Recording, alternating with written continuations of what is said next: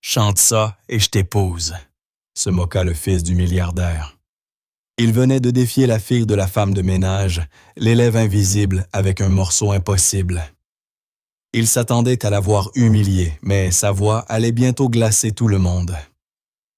Elle, c'était une ombre, une fille fantôme qui nettoyait les couloirs du prestigieux lycée Montclair à Paris, où elle n'était qu'une élève boursière transparente. À 5 heures du matin, Élise Mahieu chantait seule dans le grand amphithéâtre, plongée dans l'obscurité, éclairée seulement par la lumière de veille. À 19 heures, elle frottait le sol du même bâtiment. Sa vie n'était qu'un cycle silencieux de travail rythmé par les factures médicales de sa mère qui s'accumulaient. Puis un mot échappé à voix haute vint briser son silence. Devant toute la classe, l'héritier Pendleton, fils d'un magnat parisien, déchira une page d'un recueil de musique et la lui lança. « Chante ça au gala des fondateurs », dit-il en ricanant. « Et je t'épouse. » Les élèves brandirent leur portable prêts à filmer son humiliation. Ils s'attendaient à la voir craquer. Ils ignoraient qu'il venait de lui remettre une arme. Son don était peut-être un secret enveloppé dans une vie de silence et de labeur. Mais un talent caché ne reste pas muet éternellement. Il attend simplement le bon moment pour être entendu. L'insulte résonna dans les hauts couloirs ensoleillés du lycée Montclair. C'était un mardi matin, 3e heure de cours. Le cours était celui de théorie musicale, avancé fréquenté par les fils et filles de la haute bourgeoisie parisienne. Ils étaient assis en vêtements de marque, parlant de compositions complexes, avec une désinvolture assurée. Au dernier rang, Élise Mahieu restait immobile, silencieuse. Elle ne faisait pas partie de ce monde.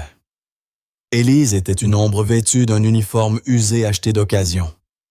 Elle n'était là que grâce à une vieille bourse commémorative, un fonds oublié, qui couvrait à peine le prix de ses manuels. Madame Evelyne Croix, chef du département de musique, pointa vers le grand écran à l'avant de la salle. On y voyait la partition du célèbre air de la Reine de la Nuit, tirée de la flûte, enchantée de Mozart. Ceci, annonça-t-elle d'une voix tranchante, représente le sommet de la virtuosité soprano. C'est une épreuve d'agilité vocale et de puissance émotionnelle. Peu de professionnels au monde peuvent vraiment le maîtriser. Une main se leva. C'était celle de César Pendleton, le fils du milliardaire. « Madame Croix, dit-il d'une voix paresseuse, sans se lever franchement, aucun élève de lycée ne peut chanter ça. Ce n'est que du cri. On dirait un chat passé dans un mixeur. » La classe éclata de rire. C'était le rire d'un groupe qui connaissait son chef. César Pendleton était beau grand sûr de lui. Le nom de sa famille était gravé en lettres d'or sur la nouvelle aile du gymnase. Il n'avait jamais connu la moindre conséquence à ses actes. « Ce n'est pas du cri », dit alors une petite voix au fond de la salle. Toutes les têtes se tournèrent. 24 visages la fixaient. Élise Mahieu sentit le rouge lui monter aux joues. Elle avait parlé sans réfléchir. Ses mains devinrent moites. Les yeux de César se plissèrent. Il ne connaissait même pas son nom. Il savait seulement que c'était la fille qui essuyait parfois les tables à la cantine. Celle qu'il croisait dans les couloirs, toujours la tête baissée. « Pardon », lança-t-il avec un sourire cruel. « Qu'as-tu dit ?»« J'ai dit, ce n'est pas du cri », répéta Élise, la voix tremblante mais claire. Les gens prennent les notes aiguës pour du bruit, mais ce n'en est pas. Ce sont le sommet de la rage de la reine. C'est de la fureur pure. Ça doit être tranchant. Ça doit faire mal. Un lourd silence tomba. Madame Croix fronça les sourcils, irritée par cette interruption. Elle détestait qu'on parle sans y être invitée sur toute une boursière. Le sourire de César s'élargit. C'était nouveau. C'était un divertissement. Il se leva, marcha jusqu'à la table du professeur, prit un vieux recueil de musique du 20e siècle, épais et poussiéreux. Il feuilleta les pages avec emphase, jouant de la comédie. Puis il s'arrêta et déchira une page. Le bruit du papier se fit entendre dans le silence. Madame Croix eut un sursaut, mais ne dit rien. César descendit l'allée et lança la feuille sur le pupitre d'Élise. Elle atterrit comme un jugement. La partition était un cauchemar, une forêt sombre de notes de symboles étranges et de sauts impossibles. « Très bien, rit-il. Tu t'y connais tellement en musique, tellement en rage. » Il se pencha vers elle, sa voix baissant d'un ton que tout le monde pouvait pourtant entendre. « Chante ça au gala des fondateurs. Chante ça à l'école. Et je t'épouse. » La salle éclata. Les élèves sortirent de leur portable impatients d'immortaliser l'humiliation. Le visage d'Élise devint livide, ses mèches blondes tombant devant ses yeux. Elle fixa les notes impossibles. Le titre, à peine lisible, Élégie pour une étoile mourante. Élise Mahieu n'était pas seulement une élève. Elle était une fille invisible. Elle fréquentait le lycée Montclair grâce à la bourse commémorative du sergent William Mahieu, son arrière-grand-père, héros de guerre, décoré pendant la Libération. Des décennies plus tôt, la mairie de leur petite ville avait créé un modeste fonds en son honneur, une reconnaissance ancienne, suffisante pour financer la scolarité d'un seul descendant. Élise fut la première à en bénéficier. Sa vie était à des années-lumière du luxe de ses camarades. Elle vivait avec sa mère Sarah dans un petit appartement au-dessus d'un pressing teinturerie de Saint-Denis. L'odeur persistante des produits chimiques était devenue celle de la maison. Sa mère travaillait sans relâche 2 emplois, dont l'un consistait à nettoyer les appartements de famille comme les Pendleton. Les factures médicales s'empilaient sur la table de la cuisine blanche et menaçante. Sarah toussait souvent une toux sèche qui ne disparaissait jamais. La journée d'Élise ne commençait pas à 8 heures, mais à 4h30. Elle se levait dans le noir, enfilait son uniforme de travail bleu passé et prenait le RER jusqu'au lycée. Avec son badge magnétique de personnel, elle entrait avant l'aube entre 05h et 06h. Le grand amphithéâtre était à elle seule, vide, sombre. L'acoustique y était parfaite. C'était son secret, son église. Elle montait sur la vaste scène sous le faisceau pâle de la lumière de veille et elle chantait. Les airs que sa grand-mère Rose lui avait appris. Rose, la vraie artiste de la famille. Elle chantait de l'opéra en préparant le pain et sa voix emplissait la petite cuisine d'une joie teintée de tragédie. Rose était morte 2 ans plus tôt, mais la musique survivait. Elle coulait désormais dans le sang d'Élise. Chanter dans l'amphithéâtre était le seul moment où elle se sentait entière, le seul moment où elle se sentait courageuse, le seul moment où elle n'était plus invisible. À 6 heures, elle s'arrêtait, rangeait la partition et revêtait son uniforme scolaire. Ensuite, direction la cantine, elle servait les œufs brouillés aux mêmes élèves qui, 1 heure plus tard, feraient semblant de ne pas la voir dans les couloirs. Après les cours, elle ne rentrait pas chez elle. Elle remettait son uniforme bleu de travail. Elle passait la serpillière, essuyait les tables, effaçait la craie des tableaux. Elle restait jusqu'à 19h, nettoyant les restes du jour, les miettes et les rires des riches élèves César Pendleton et ses amis.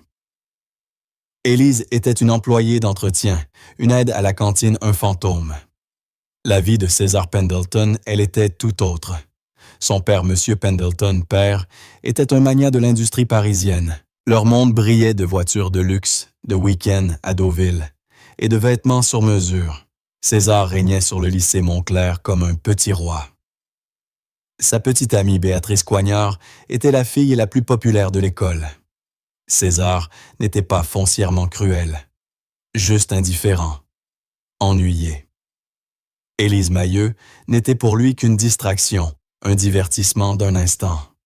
La plaisanterie qu'il avait faite en classe, il l'avait déjà oubliée en rejoignant son cours suivant. Mais Élise, elle ne pouvait pas oublier. Ce soir-là, à genoux dans le couloir, elle frottait une tache sur le sol, exactement là où il l'avait humiliée. La partition qu'il lui avait jetée semblait peser 1 tonne.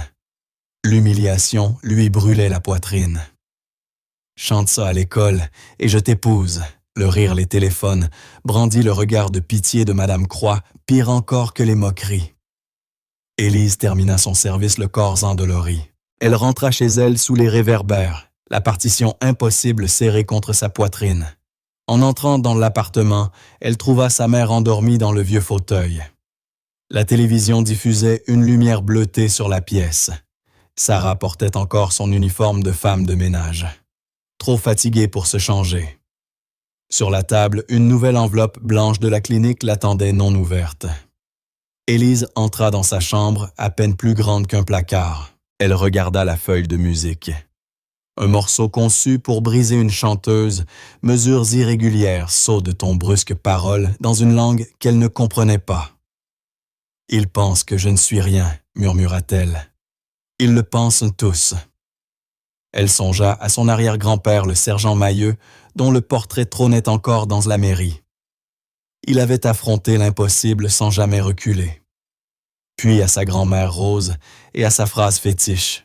« Ta voix est un cadeau, Élise. Ne les laisse pas la garder enfermée. » Une colère lente glacée monta en elle, la même qu'elle avait entendue dans le cri de la reine de la nuit. Elle fixa de nouveau la partition. « Il veut que je chante ça. Il veut que j'échoue. » Elle s'assit à son petit bureau, alluma la lampe et commença à travailler. Le lendemain, tout le lycée bruissait d'une seule rumeur, le gala des fondateurs approchait. Dans le grand hall, on venait de déployer une bannière élégante, annonçant le concours de talent des fondateurs.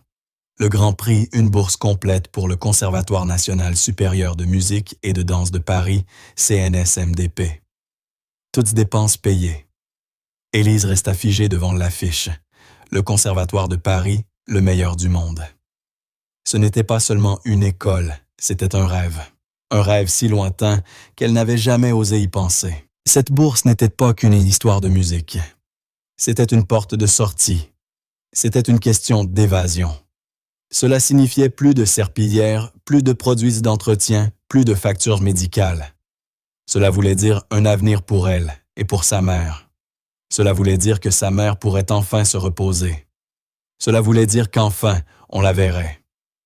Mais il y avait un problème.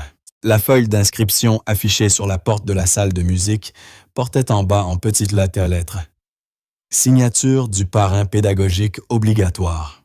Madame Croix ne signerait jamais. Elle en rirait au nez d'Élise. Il ne restait qu'une seule autre personne à qui elle pouvait demander « Monsieur Robert Chauvet ». Monsieur Chauvet était l'autre professeur de musique du lycée. Tout le contraire de Madame Croix, là où elle était affûtée, élégante, moderne, lui était usée, fatiguée, sentant la poussière et le café froid.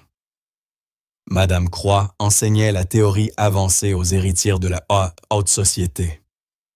Monsieur Chauvet lui animait le cours de culture musicale pour les élèves qui n'avaient besoin que d'une note moyenne. Il était au lycée Montclair depuis 40 ans. Il avait vu défiler des générations d'enfants gâtés, arrogants et interchangeables. Il était blasé. Il était las. Ce jour-là, Élise le trouva après les cours dans sa petite salle de musique au sous-sol. Une pièce encombrée, remplie de partitions poussiéreuses et de vieux vinyles. Il était seul penché sur un classeur de disques. « Monsieur Chauvet », dit-elle d'une voix timide. Il grogna sans lever les yeux. « Qu'est-ce que c'est? »« J'ai besoin d'une signature pour le gala des fondateurs.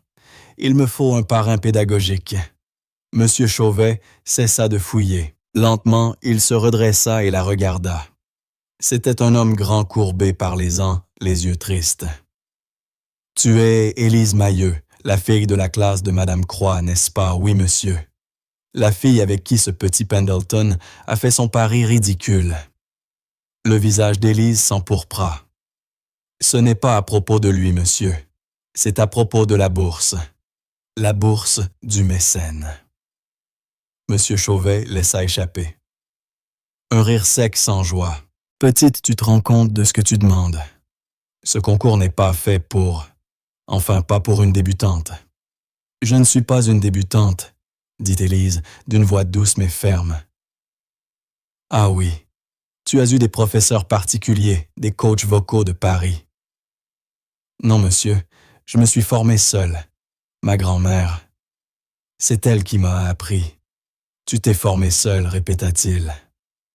Il poussa un soupir, s'assit devant son vieux piano droit couvert de poussière. Ce concours, c'est un bassin de requins. Madame Croix est la présidente du jury. Elle a déjà choisi sa gagnante, Béatrice Coignard sans doute, ou même Pendleton lui-même. Ils vont te dévorer. Je m'en fiche, répondit Élise, la voix gagnant, en assurance. Je dois essayer. Mon arrière-grand-père n'a jamais reculé. Je ne reculerai pas non plus. Monsieur Chauvet la fixa une lueur nouvelle dans le regard. William Mailleux, tu es de sa famille. C'était mon arrière-grand-père. Un long silence s'installa. Le vieux professeur se souvenait des récits. Tout le monde en ville connaissait le sergent Mailleux, héros de guerre, figure de courage. Très bien, dit-il enfin, la voix rauque. Tu veux ma signature, il faudra la mériter. Je ne signerai pas pour une plaisanterie. Je ne te laisserai pas être humilié une seconde fois. Il posa les doigts sur le clavier. Chante ça. Il joua une gamme ascendante simple. Élise inspira profondément, pensa à la salle vide à 5 heures du matin et chanta. Les mains de M. Chauvet se figèrent. Ce n'était pas seulement juste, c'était parfait. Sa voix avait une texture, une chaleur qu'il n'avait pas entendue depuis des décennies. Brute, oui, mais authentique. Le son pur d'un talent incontestable.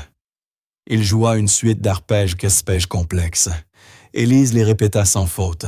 Alors il la regarda vraiment pour la première fois, les chaussures usées, l'uniforme délavé, la fatigue dans les yeux et cette flamme qui ne s'éteignait pas. « Mon Dieu, murmura-t-il. Depuis quand? Depuis toujours, monsieur. » Il attrapa un stylo, griffonna sa signature sur la feuille. Les auditions ont lieu vendredi. Ce n'est pas seulement moi, Madame Croix, et une représentante du conseil académique seront là. « Que dois-je chanter ?» demanda Élise. Monsieur Chauvet regarda la partition dans ses mains, l'élégie pour une étoile mourante, celle que César lui avait jetée. « Pas ça, dit-il en fronçant les sourcils. Pas encore. C'est une arme. On ne brandit pas un canon dans un combat au couteau. Il faut une lame fine, parfaitement affûtée. » Il fouilla dans une pile de partitions et en sortit une autre. « Tiens, je te veux d'Éric Satie. » Simple, élégante, sans artifice. Ils s'attendent à une enfant. Montre-leur une artiste. Élise prit la partition entre ses mains. « Merci, monsieur Chauvet. »« Ne me remercie pas, grommela-t-il, en se replongeant dans ses disques. Ne sois simplement pas médiocre. » Élise rentra chez elle légère, presque en apesanteur. Dans son sac, la feuille d'inscription portait enfin la signature de son professeur, une petite tache d'encre sombre, mais une immense étincelle d'espoir. La partition de Satie serrée contre son cœur, elle franchit la porte de l'appartement. L'odeur de vapeur et de produits du pressing emplit ses poumons. C'était chez elle. Sa mère Sarah était assise à la petite table de la cuisine, triant une montagne de bons de réduction. L'enveloppe de la clinique, toujours non ouverte, reposait à côté un requin blanc dans une mer de coupons d'épicerie. « Tu rentres tard, ma chérie, » dit-elle sans lever la tête. Elle avait un crayon coincé derrière l'oreille. « J'ai dû rester plus longtemps, » répondit Élise. Elle posa la partition sur la table. Sarah leva enfin les yeux. Ses paupières étaient lourdes, soulignées de cernes sombres.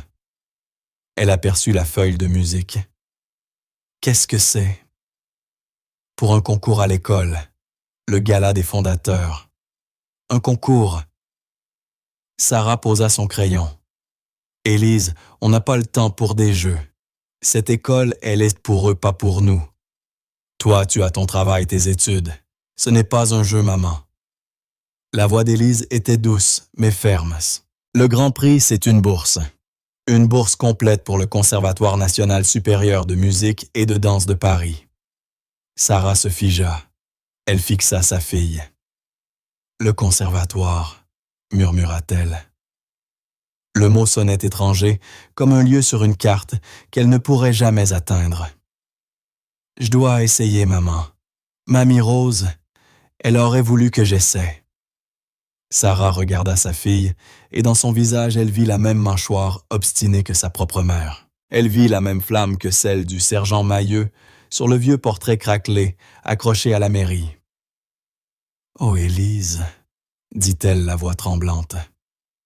Elle eut une quinte de toux sèche, profonde, qui fit trembler son corps mince.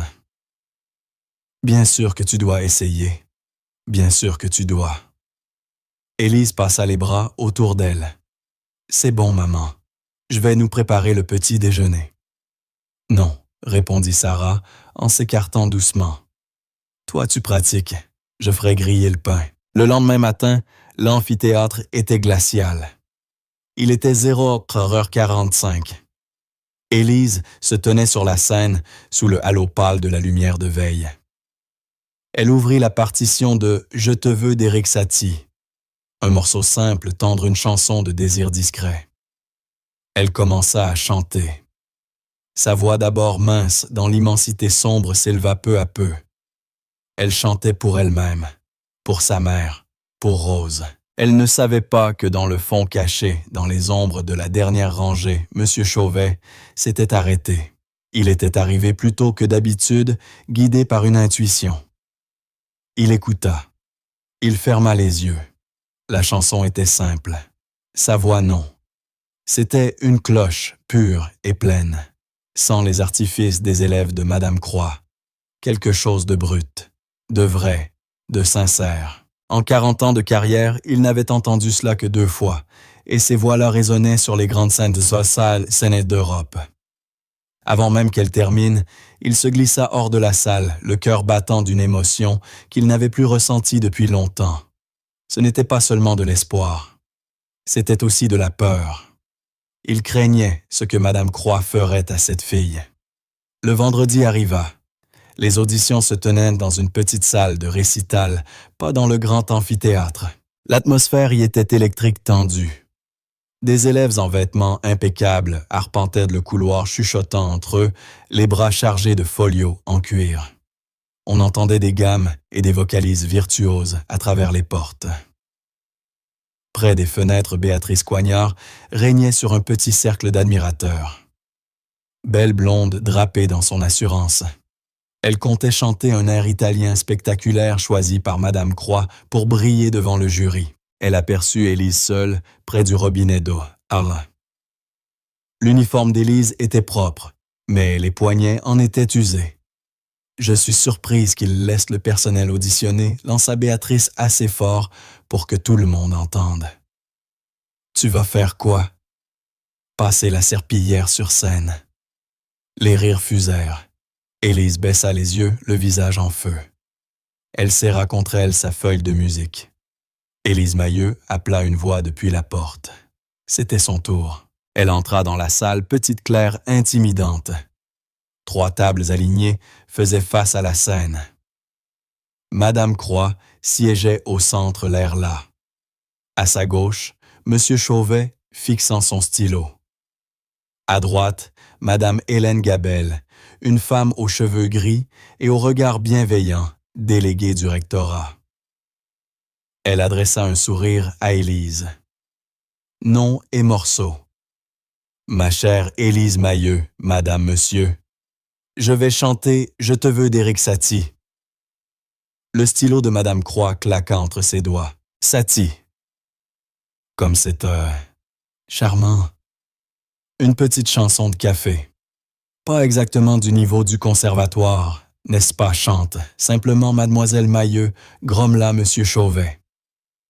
Le jeune accompagnateur du lycée posa les doigts sur le clavier et lança les accords ondulants du morceau.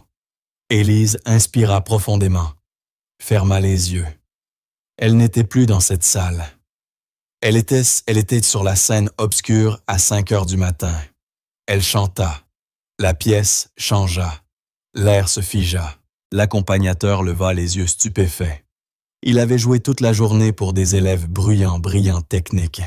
Mais ça, c'était autre chose. La voix d'Élise n'était pas forte. Elle était intime, claire comme du cristal. Elle ne chantait pas des notes. Elle racontait une histoire. Elle chantait le désir L'attente, ce besoin humain, simple et désespéré, de se sentir vivant. Le stylo de Madame Croix cessa de cliquer. Elle se redressa les yeux plissés. Ce n'était plus la fille timide et invisible de sa classe. Madame Gabelle avait les larmes aux yeux, elle pensait à son mari disparu. Monsieur Chauvet regardait le sol, un petit sourire secret au coin des lèvres.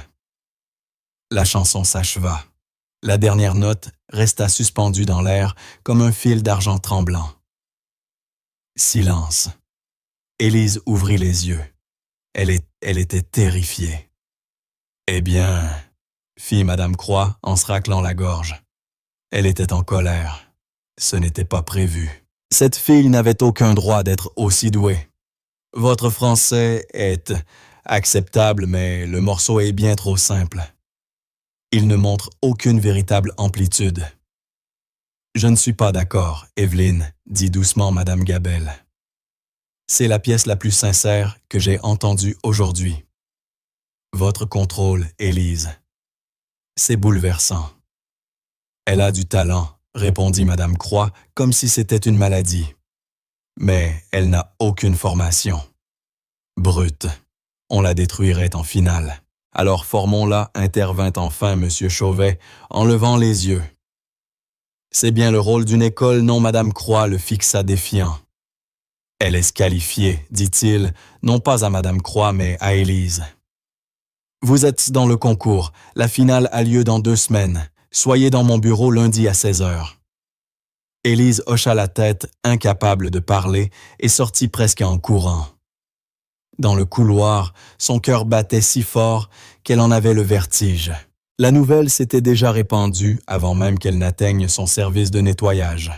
Dans le salon des élèves, César Pendleton jouait à un jeu vidéo sur le grand écran.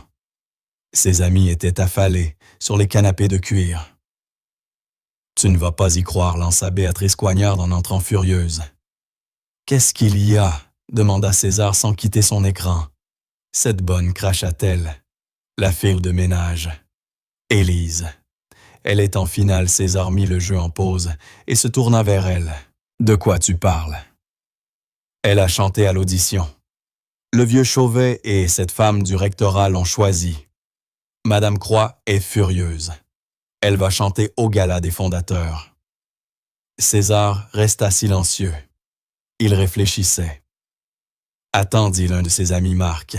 Élise. »« C'est pas la fille. Celle de la classe, répondit César lentement. Le visage de Marc s'illumina d'un rictus cruel. « Celle à qui tu as dit que tu l'épouserais. Si elle chantait, la chante-side, je t'épouse. » Le salon éclata de rire. Le visage de César se durcit. Sa blague stupide prononcée par ennui était devenue publique. « Et tu veux savoir ce qu'elle a chanté, » siffla Béatrice. « Une chanson française idiote et simple. Pas le morceau monstre que tu lui as donné. » Elle s'est dégonflée. Une lâche, une imposture. César se leva. Il ne riait pas. Il était contrarié. Cette fille le ridiculisait. « Alors elle est en finale, » dit-il en attrapant son sac. « Très bien. Qu'elle y soit. Ce sera encore plus amusant de la voir s'écraser. »« Où tu vas, lança Béatrice. »« En salle de musique, répondit César. »« Moi aussi je participe, tu te souviens. Il faut que je répète. » Il partit. Mais ce n'était pas seulement de la contrariété. C'était autre chose. Une sensation nouvelle qu'il n'arrivait pas à nommer. Il repensait à la fille en classe, à la façon dont elle l'avait regardé, sans peur, sans colère, comme s'il n'existait pas. Et puis, à sa voix tranquille, ce n'est pas du cri. Personne ne l'avait jamais corrigé auparavant. Le lundi après-midi, Élise frappa à la porte du bureau de M. Chauvet au sous-sol. « Entrez, grogna-t-il. » La pièce était en désordre, partitions, éparses instruments couverts de poussière, tasses de café oubliées. Le vieux professeur était assis au piano. « Tu as été bonne vendredi, dit-il. Assez bonne. »« Merci, monsieur. Ne me remercie pas. Tu as embarrassé Madame Croix. Elle déteste être mise dans l'embarras. Elle te fera payer ça en finale. Je ne comprends pas. » Les finales ne sont pas un simple concours de talent, Élise. C'est une bataille politique. Madame Croix veut que sa protégée Béatrice gagne. Ça met en valeur son département. Toi, tu es un problème. Un problème brut, imprévisible. Alors que dois-je faire, cesse d'être brut, répondit-il. Il désigna le piano. Tu as 2 semaines. On va travailler 4 heures du matin à l'amphithéâtre pour la voix. 6 heures ici pour la théorie. Tu vas manger, dormir et respirer musique. Mon travail de femme d'entretien, balbutia-t-elle paniquée. Je ne peux pas arrêter. On a besoin de l'argent. Monsieur Chauvet la fixa dur. Il soupira. Très bien. Alors tu seras épuisé. Tu travailleras de 04h à 19h chaque jour. Le sergent Mailleux n'a jamais abandonné. Toi non plus. Oui, monsieur. Il tapa du doigt sur une pile de partitions. Exercices vocaux, gamme, respiration. On va te reconstruire de zéro. Élise acquiesça les yeux rivés sur la musique. Encore une chose, dit-il. Il fouilla sous un tas de papier et en sortit une feuille déchirée. C'était l'élégie, pour une étoile mourante, la partition que César lui avait jetée. « Où avez-vous trouvé ça ?» murmura Élise. « Je l'ai trouvé dans la poubelle derrière la salle de musique, la semaine dernière, dit M. Chauvet les yeux froids. J'imagine que tu l'as jeté. C'est impossible, murmura Élise. La langue les note. C'est du hongrois, expliqua-t-il. La musique est d'un compositeur qui a perdu toute sa famille pendant la guerre. Ce n'est pas une chanson. C'est un cri, un hurlement de deuil. Il posa la partition sur le pupitre devant elle. César Pendleton te l'a donné pour se moquer de toi. Il t'a lancé une bombe nucléaire en te défiant d'allumer la mèche. Je ne peux pas chanter ça, dit Élise, en fixant les notes denses furieuses. Non, tu ne peux pas, confirma M. Chauvet. Ta voix serait détruite avant la 2e page. Tu n'as pas encore la technique, ni la rage. Si j'ai la rage, dit-elle presque dans un souffle. M. Chauvet leva les yeux. Il revit la flamme basse, mais vive. Bien. Alors on garde Satie pour le concours. C'est sûr. C'est beau. Tu gagneras la bourse avec ça. Il tapota l'élégie pour une étoile mourante du bout du doigt. Mais celle-ci, on va la travailler en secret. Pour toi. Pas pour eux. Pas pour la bourse. Pour ta grand-mère. Pour ma grand-mère, répéta Élise. Oui. Un talent comme le tien. Élise, c'est un don de Dieu, dit-il gravement. Mais c'est aussi une responsabilité. Tu es responsable de chaque note. C'est ça le travail. Et le travail commença. Les 2 semaines suivantes ne furent plus qu'un flou d'épuisement et de musique. La vie d'Élise Mailleux devint un motif répétitif, tranchant de fatigue et de son. Le réveil sonnait à 04h. L'air glacé de sa petite chambre mordait sa peau. Elle s'habillait en couche, enfilait un bonnet et traversait la ville endormie jusqu'au lycée. À 04h30, M. Chauvet l'attendait déjà devant la porte de l'amphithéâtre, un grand thermos de café noir à la main. « Bonjour, mademoiselle Mailleux, » grognait-il. « Voyons si tu as encore une voix. » Le travail n'avait rien de glorieux. Ce n'était pas un film. C'était dur, répétitif, souvent ennuyeux. C'était respirer. « Respire par ton diaphragme », criait-il depuis le fond de la salle. Pas par ta poitrine. Je veux voir la note, pas l'entendre. Soutiens-la. Imagine que tu es le sergent Mailleux tenant un pont qui s'écroule. C'était la posture.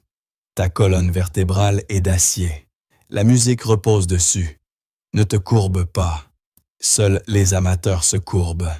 C'étaient des gammes à l'infini, montant, descendant encore et encore, repoussant sa tessiture d'un demi-ton chaque jour. Il forgeait sa voix, la transformant d'un instrument brut et beau en un outil raffiné puissant. Encore et encore, mademoiselle Mailleux. La note doit être ta servante, pas ta maîtresse. À 6h30, il hochait la tête. Ça ira. Va servir les œufs. Elle courait jusqu'au vestiaire, changeait d'uniforme et travaillait à la cantine pour le service du petit déjeuner. Elle voyait César Pendleton et Béatrice Coignard passer en riant, prenant du bacon sans même la regarder. Puis venaient les cours. Élise était bonne élève, mais son esprit vagabondait sans cesse de la trigonométrie à la théorie musicale. À 15h30, le dernier cours terminait. Elle ne descendait pas au sous-sol. Elle allait à l'armoire de nettoyage. Elle frottait les salles, passait la serpillière dans le couloir où Béatrice s'était moquée d'elle. Elle vidait les corbeilles de la salle de musique où Madame Croix donnait un cours particulier à Béatrice. À travers la porte, Élise entendait la voix de sa rivale, une soprano brillante, puissante, techniquement parfaite. C'était un air italien, plein de trilles et de sauts spectaculaires. Un morceau conçu pour gagner. Les mains d'Élise se crispèrent sur le manche de la serpillière. À 17h, son service se terminait. Son dos la lançait, ses mains étaient rouges et irritées par les produits. Elle descendait au sous-sol. Monsieur Chauvet l'attendait dans son bureau encombré. « Tu es en retard, disait-il. J'ai dû nettoyer la salle de Madame Croix. »« Bien. L'humilité, c'est bon pour l'artiste. Assieds-toi. » Ce cours-là n'était pas consacré à Satie. Il ne la laissait même pas le chanter. « Satie, c'est une berceuse, disait-il. Tu pourrais la chanter en dormant. Ici, c'est là que tu apprends. » Il posait l'élégie pour une étoile mourante sur le piano. Au début, c'était un désastre. La partition était une forêt noire et tordue. Les paroles hongroises lui tombaient dans la bouche comme des pierres. Les notes étaient imprévisibles, passant d'un grondement bas à un cri perçant. « Je n'y arrive pas, » dit Élise au 3e jour, la voix brisée. « C'est trop. Ça fait mal. » « Évidemment que ça fait mal, » répliqua sèchement M. Chauvet. Il n'était pas un professeur doux, mais exigeant. L'homme qui a écrit ça venait de perdre sa maison, sa femme, son enfant. Il a composé cette pièce et n'a plus jamais écrit de musique après. « Tu crois que c'est censé être joli ?» demanda M. Chauvet d'une voix dure. « Tu ne chantes pas des notes, Élise. Tu chantes le son d'une vie qui s'éteint. » Il la désigna du doigt. « Tu m'as dit que tu avais la rage. Je ne la vois pas. Je vois une fille polie qui essaie juste de ne pas se tromper. »« J'essaie, » répondit Élise, la voix tremblante de frustration. « Essayer ne suffit pas. Qu'est-ce que tu connais de la rage? De la perte? Qu'est-ce qui te met en colère? » Élise Mahieu. « Je ne sais pas. » « Quoi, insista-t-il, la voix plus forte? Que tu doives travailler? Que tu n'aies pas d'argent? Que ta mère soit malade? Que ces enfants là-haut te traitent comme un meuble? S'il vous plaît, arrêtez. Qu'il rit de toi, cria-t-il maintenant. Que César Pendleton, un garçon avec une montre à 10 000 € et une âme à 2, ait osé te défier de chanter ça. Il pense que tu es une blague. Que ta vie est une blague, je le déteste, hurla Élise. Les mots jaillirent bruts, déchirant sa gorge. La pièce retomba dans un silence électrique. L'ampoule nue au plafond bourdonnait. Élise respirait fort tremblante. Monsieur Chauvet s'assit calme à nouveau. Bien, dit-il doucement. La voix humaine n'est qu'une boîte d'air. C'est l'émotion qui en fait un instrument. Maintenant, regarde la 2e page. Élise baissa les yeux sur la partition. Les notes n'étaient plus des notes. C'étaient des mots qu'elle n'avait jamais osé dire. Elle inspira et elle chanta. Ce n'était pas une chanson. C'était un cri contenu. C'était le son des factures médicales sur la table. Le son du rire de Béatrice. Le son de la toux de sa mère dans la pièce voisine. C'était le son le plus honnête, le plus puissant qu'elle eût jamais produit. Elle atteignit la fin de la 2e page avant que sa voix ne lâche. Elle transpirait. Elle pleurait. Monsieur Chauvet lui tendit un verre d'eau. Ses mains restaient parfaitement stables. Maintenant, dit-il, on sait que tu peux. On fera ça chaque jour. On renforcera ta voix. Tu apprendras à contrôler ce feu. Tu ne le laisseras pas te consumer. C'est notre secret. C'est pour toi. Oui, monsieur, murmura-t-elle. Ce soir-là, Élise rentra en titubant après 19 heures. L'appartement baignait dans la lumière bleue de la télévision. Sarah, sa mère, dormait dans son fauteuil, encore vêtue de son uniforme de femme de ménage. Élise s'approcha pour la réveiller, puis aperçut une enveloppe rouge sur la table. Elle portait la mention « Dernier avis ». Le sang d'Élise se glaça. Elle la saisit, l'ouvrit d'un geste brusque. Le montant inscrit à l'intérieur lui coupa le souffle. Une somme impossible. Plus que tout ce qu'elle possédait, appartement, économie, tout. « Maman » murmura-t-elle, secouant doucement son épaule. Sarah sursauta la main sur la poitrine. « Élise. »« Quelle heure est-il, maman » dit-elle en levant la lettre. « Pourquoi tu ne m'as rien dit ?» Sarah la regarda, lut la somme, et son visage s'effondra. La femme forte et fière qui avait élevé Élise n'était plus là. À sa place, une femme épuisée, malade, terrifiée. « Je ne voulais pas t'inquiéter, » sanglota Sarah. « Pas avec ton concours. Je pensais pouvoir, je ne sais pas, demander un délai. » « Un délai, maman, c'est... » « Je sais, dit Sarah. Ils ont dit que si on ne paye rien, ils arrêteront les traitements. » Élise fixait la lettre rouge. Ce n'était plus une histoire de bourse. Ce n'était plus une histoire de conservatoire. C'était une question de vie ou de mort. La bourse du mécène, celle du gala des fondateurs, incluait une prime en espèces pour les frais de vie et d'études. Une somme suffisante pour couvrir cette dette, ce concours n'était plus une compétition, c'était une mission de sauvetage. « Va te coucher, maman », dit Élise d'une voix calme. Une étrange froide sérénité. « Chérie, comment ?»« On ne peut pas... »« Je m'en occupe. Repose-toi, c'est tout, c'est tout. » Elle aida sa mère à se lever, la conduisit jusqu'à sa chambre, referma doucement la porte. Dans la cuisine, elle fixa la lettre rouge. Elle pensa à l'élégie pour une étoile mourante. Elle pensa à la rage que M. Chauvet exigeait. Elle était là, froide, brillante, pure. Le lendemain, le lycée tout entier frémissait. C'était le jour du gala des fondateurs, la grande finale. Le grand amphithéâtre se remplissait. Les parents parés de bijoux et de costumes coûteux prenaient place. Les membres du conseil académique occupèrent le premier rang, tout devant M. Pendleton, père imposant, le visage fermé. Dans les coulisses, c'était le chaos. Béatrice Coignard s'échauffait dans un coin, son coach vocal personnel à ses côtés. Elle portait une robe rouge sur mesure éclatante, digne d'une professionnelle. César Pendleton faisait les 100 pas dans le couloir, l'air agacé. Il participait aussi avec une pièce de piano d'une difficulté brutale. Il vérifiait sans cesse son téléphone. Élise, elle était seule dans une petite loge de rangement transformée en vestiaire. On frappa à la porte. Monsieur Chauvet entra vêtu d'un vieux smoking élimé. Élise, elle se tenait devant le miroir. Elle portait la seule belle robe que sa grand-mère Rose avait jamais possédée. C'était une robe bleu marine simple d'au moins 20 ans. Élise l'avait lavée repassée. Propre, oui, mais ancienne. On dirait un fantôme, murmura-t-elle. Non, dit Monsieur Chauvet, tu ressembles à une artiste. À ta grand-mère, à la descendante du sergent Mailleux. Tu as une colonne vertébrale en acier. Il lui tendit un petit papier plié. Qu'est-ce que c'est? Mes notes, répondit-il. Souviens-toi, respire, soutiens, raconte l'histoire.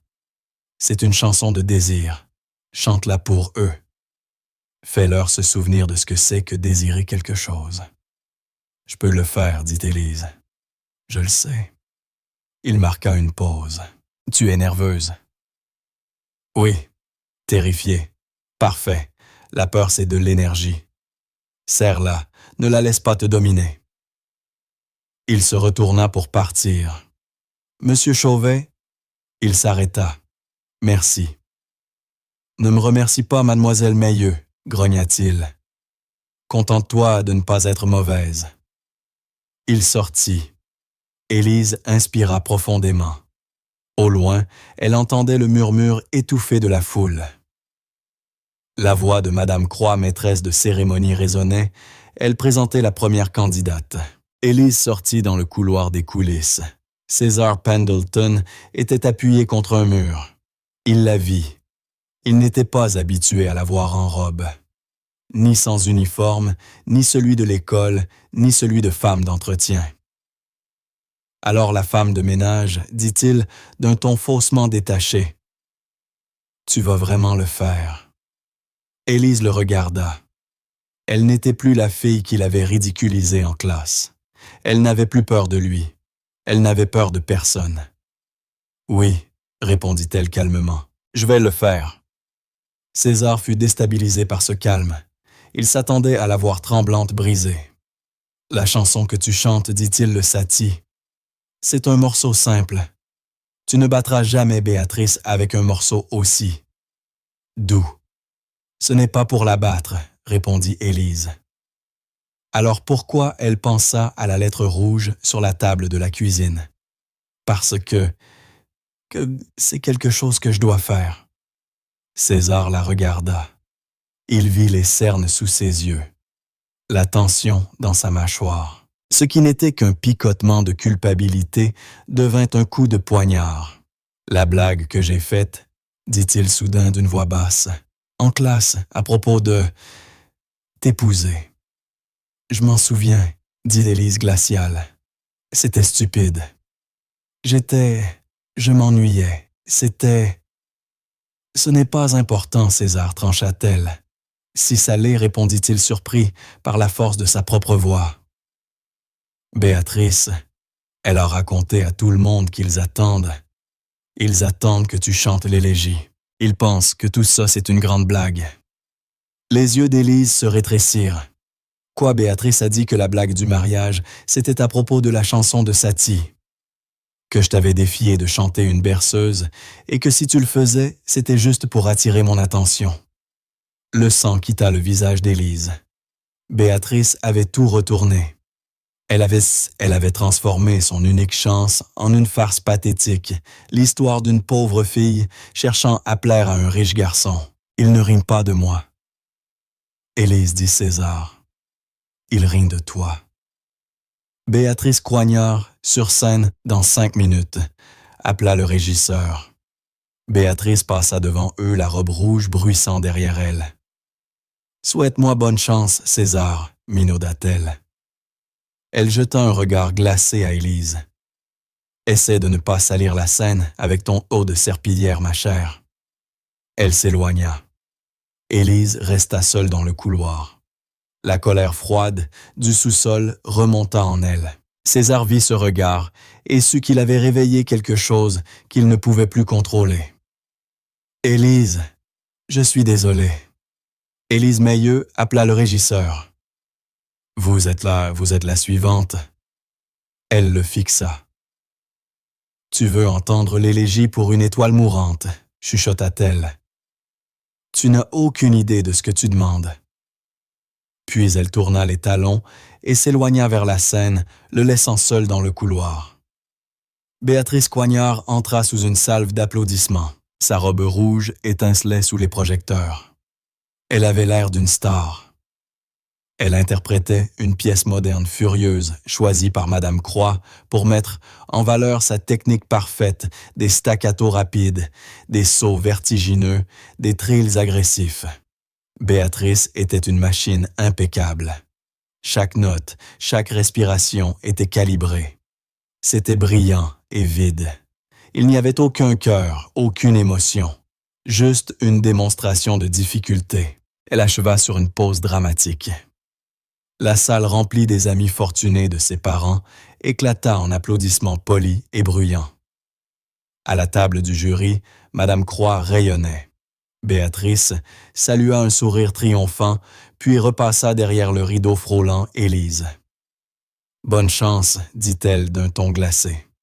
Essaie juste de ne pas les endormir avec ta berceuse de grand-mère. » Et la voix de Madame Croix retentit forte et assurée. Et maintenant, notre dernière participante, Mademoiselle Élise Mahieu. Elle chantera.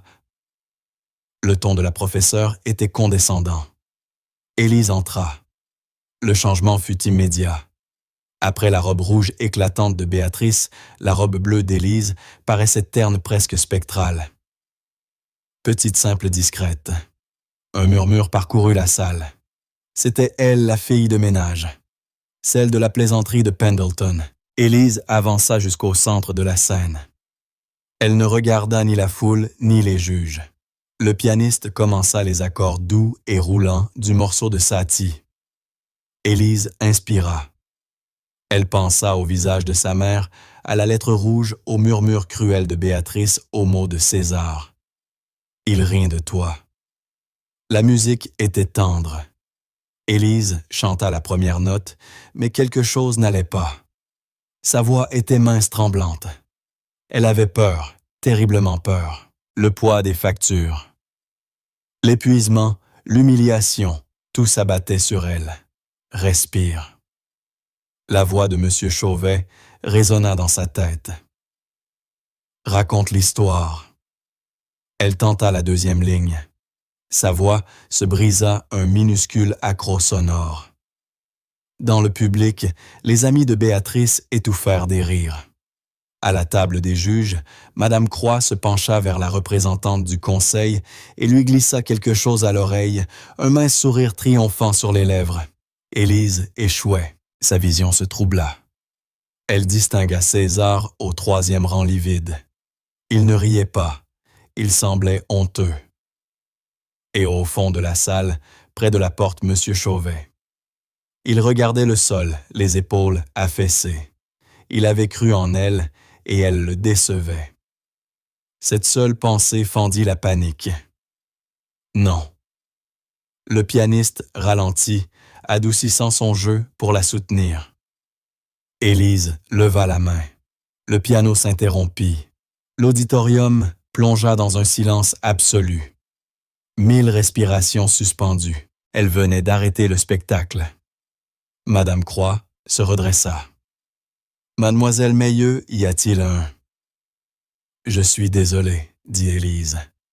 Sa voix était faible, mais claire. Et elle portait. « Je ne peux pas chanter cette chanson. » Un murmure choqué parcourut la salle. C'était l'humiliation finale. Dans les coulisses, Béatrice sourit triomphante.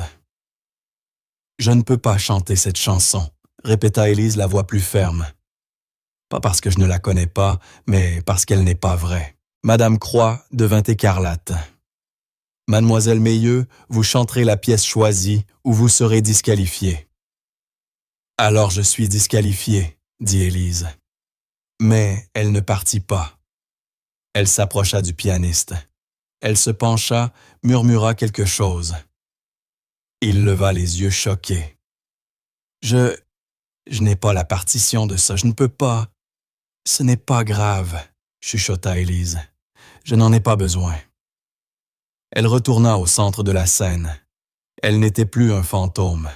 Elle était un soldat. « Madame Croix, dit-elle la voix d'acier. Monsieur Pendleton. » Elle fixa César. « Il y a quelques semaines, Monsieur Pendleton a fait une blague. Il m'a donné une partition. Il m'a défié de la chanter. Il m'a dit que si je la chantais à l'école, il m'épouserait. » La salle explosa. Les murmures devinrent un grondement. César se ratatina dans son siège, le visage en feu. Son père, au premier rang, tourna la tête vers lui avec des yeux de glace. C'était une plaisanterie, continua. Élise, sa voix tranchante, le vacarme. Une blague cruelle. Lui, ses amis et vous tous pensiez qu'une fille comme moi, une fille qui nettoie vos sols, ne pourrait jamais chanter ça. Vous pensiez que j'étais une plaisanterie. Elle inspira longuement. Elle resta parfaitement immobile. Il avait raison. dit-elle enfin. C'est une pièce impossible. Elle s'appelle Élégie pour une étoile mourante. C'est une chanson sur la rage, la perte, le chagrin. Elle ferma les yeux. Et c'est la seule chanson qu'il me reste à chanter. Alors, elle chanta. A cappella, sans musique. Rien que sa voix dans le silence suspendu de l'auditorium. Ce n'était plus du Satie. Ce n'était pas joli. C'était un son grave venu des entrailles de la terre. C'était l'élégie. Le premier son fut si brutal, si plein de douleur que des gens au premier rang sursautèrent.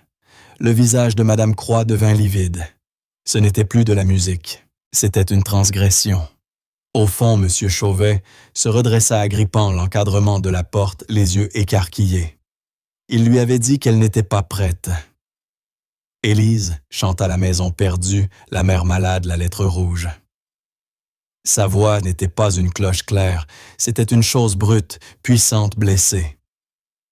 C'était la toux de sa mère.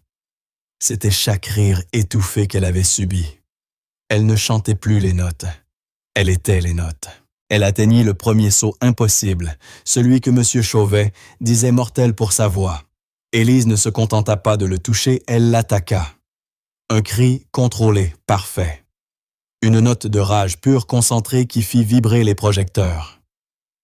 Le pianiste oublié pleurait. Au troisième rang, César Pendleton restait figé. C'était sa faute. Cette créature de feu et de son, il l'avait créée. Il lui avait donné l'arme, et maintenant elle s'en servait pour incendier le monde. La voix d'Élise montait encore, traversant la partie la plus sombre de la pièce, une forêt dense de chagrin. Elle se brisa, mais volontairement. Un éclat, une fracture maîtrisée. C'était le miroir parfait du cœur brisé du compositeur. Ce n'était plus une fille qui chantait. C'était une femme qui se brisait, et c'était la chose la plus belle et la plus terrifiante que quiconque, dans cette salle, eût jamais vue. Elle atteignit le dernier passage. La partition demandait une note douce mourante. Mais Élise ne s'éteignit pas. Elle rassembla tout ce qu'il restait d'air dans ses poumons. Elle pensa à son arrière-grand-père, le sergent Mailleux. Elle pensa à sa grand-mère Rose. Elle pensa à sa mère. Et elle chanta la dernière note. Ce n'était pas un murmure, c'était un rugissement, une note claire cristalline de pure défiance. C'était la note de la reine de la nuit. C'était celle d'une guerrière. Elle emplit l'auditorium, fit vibrer les murs, résonna dans les os de chaque personne. 1 seconde, 2, 5, 10. Elle l'atteint jusqu'à ce qu'il ne reste plus d'air en elle. Puis le silence. Élise resta là, haletante des larmes et de la sueur sur le visage. Elle leur avait tout donné. Il ne restait plus rien. Personne ne bougea. Personne n'applaudit. Personne ne respira. Le silence devint une entité vivante. Il s'étira 1 minute entière. Puis du fond de la salle, une voix rauque. « Mon Dieu » murmura M. Chauvet. Il fut le premier à applaudir. Une seule claque incrédule. Puis au premier rang, M. Pendleton, père, se leva. Le milliardaire. Il regarda son fils, puis Élise. Et il applaudit lui aussi. L'auditorium explosa. Ce n'était pas des applaudissements, c'était une ovation, debout un cri des larmes, une déferlante. Des gens hurlaient, pleuraient, se levaient. C'était un rugissement. Élise Mailleux resta immobile, laissant la vague la submerger. Madame Croix était figée, le visage pétrifié d'incrédulité. La représentante du conseil pleurait. César Pendleton III resta assis. Il ne bougeait pas. Il ne battait pas des mains. Il fixait la scène, le monde chaviré. Il avait fait une blague, et elle l'avait transformée en chef-d'œuvre. 1 semaine plus tard, le petit appartement au-dessus du pressing était rempli de cartons. Sur la table, la facture rouge de l'hôpital portait désormais 2 mots tamponnés en noir. Payé intégralement. Le concours du gala des fondateurs avait été un désastre pour les juges. Après la performance d'Élise, il n'y avait plus eu de doute. L'élégie avait tout balayé. La bourse du mécène lui revenait. Et avec elle, le Conservatoire de Paris partenaire du programme Juilliard. La prime avait été versée sur le compte de sa mère 2 jours plus tard. « Élise, tu es prête » appela Sarah. Sa voix avait changé, la toux était toujours là, mais plus légère, presque joyeuse. Le son de l'espoir. Presque maman, répondit Élise. Elle rangeait les dernières affaires de sa grand-mère. Elle prit dans ses mains une petite photo encadrée de roses. On frappa à la porte ouverte. Élise se retourna. César Pendleton était là, pas en costume, en jean et t-shirt. Il paraissait plus petit, plus vrai. « Salut », dit-il. Il tenait une enveloppe maladroite. « Salut », répondit Élise. Elle ne sourit pas. Elle attendait. « Mon père », dit César. Il m'a puni pour 1 an. Il a pris ma voiture, mon téléphone, mes cartes. Je suis désolé de l'apprendre, répondit Élise. Non, ne le sois pas. C'est la première chose intelligente qu'il ait jamais faite.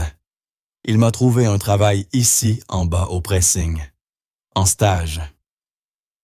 Élise eut presque un sourire, un stagiaire. Oui, dit-il en relevant la tête. Ses yeux étaient clairs. L'arrogance avait disparu. Je t'ai entendu ce jour-là, dit-il. Je n'ai jamais. Il s'interrompit. Il tendit l'enveloppe. C'est pour toi, de mon père. Il a dit, la famille du sergent Mailleux n'aurait jamais dû connaître la misère. Il a créé un fonds médical pour ta mère. À vie. Élise prit l'enveloppe sans l'ouvrir. Et ça ajouta César, fouillant sa poche. Il sortit une feuille déchirée, l'élégie pour une étoile mourante, celle qu'il avait arrachée du livre. Je l'ai retrouvée dans la poubelle. Je pense qu'elle t'appartient. Élise contempla la partition impossible, puis le garçon devant elle. César, dit-elle. Oui, je ne vais pas t'épouser. Un vrai petit sourire effleura ses lèvres. Je m'en doutais, répondit-il doucement. Je ne crois pas que je pourrais le supporter. Élise prit la partition. Bonne chance, César Pendleton. Bonne chance, Élise Mailleux, répondit-il. Il descendit les escaliers. Élise resta seule dans la pièce vide. Un coup de klaxon retentit, M. Chauvet l'attendait. Il devait la conduire à la gare. Paris l'attendait. Elle glissa la partition dans son sac. Elle jeta un dernier regard à l'appartement étroit. Elle pensa à l'auditorium vide à 5 heures du matin, à la lampe de veille au silence. Sa voix avait été un secret, enveloppé dans une vie de travail silencieux. Et désormais, le monde entier l'avait entendu, mais un talent caché ne peut pas rester silencieux éternellement. Élise Mailleux sourit. Elle prit le dernier carton, éteignit la lumière et referma la porte derrière elle. Il était temps d'être entendu. Et c'est là que nous la quittons. Élise en route vers Paris, sa robe de grand-mère soigneusement pliée, portant avec elle la chanson de défi qui a changé sa vie. J'espère que cette histoire vous a offert une belle évasion, que vous soyez en train de vous détendre avant de dormir ou simplement en quête d'un moment de calme pour vous-même. Quelle partie du parcours d'Élise vous a le plus touché? Dites-le moi en commentaire, j'adore vous lire. Et si vous souhaitez faire partie de cette communauté, pensez à aimer et à vous abonner. C'est votre façon de nous dire que vous êtes là à l'écoute. Et cela nous aide à continuer à faire vivre ces histoires. Merci d'avoir partagé ce moment avec nous.